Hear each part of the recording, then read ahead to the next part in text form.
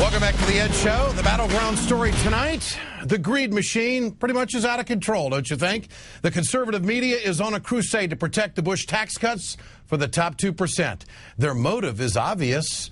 It's money in their pockets. My friend Alan Grayson got after it on the House floor last night. He called all of them out and showed the American people the bottom line.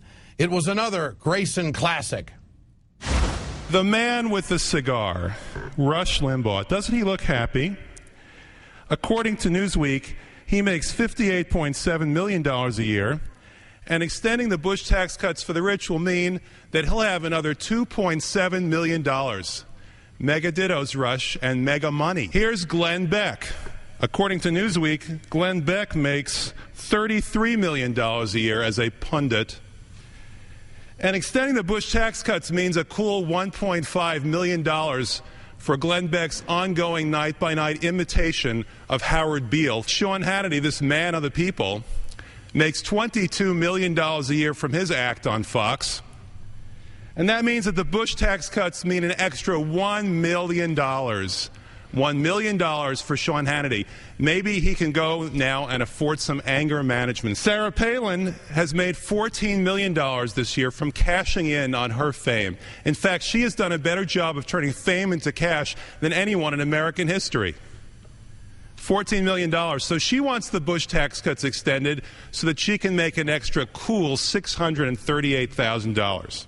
And Congressman Alan Grayson joins us tonight. Congressman, good to have you with us. Why did you do that? It was very entertaining, but what was the mission there? Because when you listen to these people talk about tax cuts for the rich and how it's going to benefit the economy and create jobs, you have to realize it's a lie. It's just not true. They have a hidden agenda, they have a hidden motivation, and that's tax cuts for themselves. It's I think, well known that anybody at this level of broadcasting certainly isn't going to starve. But do you really think that if the microphone was in the hands of the people that we'd be hearing something different? Do you think the money really is where it's all at with those broadcasters? I think they should confess. They should confess that the reason why they keep pushing tax breaks for the rich is because they want a tax cut.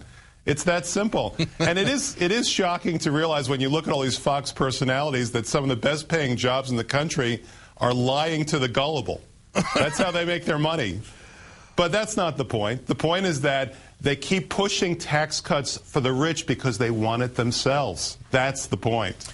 Let's talk about the president if we can. What do you think he should do at this juncture? There's going to be some votes in the Senate tomorrow. There's a piece of paper with 42 Republican senators' names on it saying that they are going to stand together. There's no way they're going to get 60 votes. What should the president do? You saw the CBS poll earlier tonight on this program showing that the majority of Americans want the tax cuts to expire for the top 2%. But, of course, the president and the White House are negotiating that. What do you make of it? He should hold firm. He was elected promising that there would be no more tax cuts for the rich, that the tax cuts would go to the middle class and to the people who really needed it. That's what he ran on. That's what he was elected on. He got 10 million more votes than the other fellow who wanted to extend the tax cuts for the rich. And in addition to that, he's promised as president that that would be his position. So he should hang tough. He should say, I have a pen. I can either sign the bill or not sign the bill. The pen stays in my pocket if we're going to be wasting more money on tax cuts for the rich when the country is running a $1.7 trillion deficit.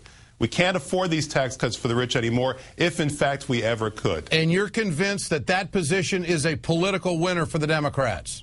Absolutely. You know, they're holding the Republicans are holding middle-class tax cuts hostage so they can get tax cuts for themselves. And that's an untenable position. People will see through that. Alan, great to have you with us, Congressman Grayson. We love the classics. Keep throwing them out there, my friend.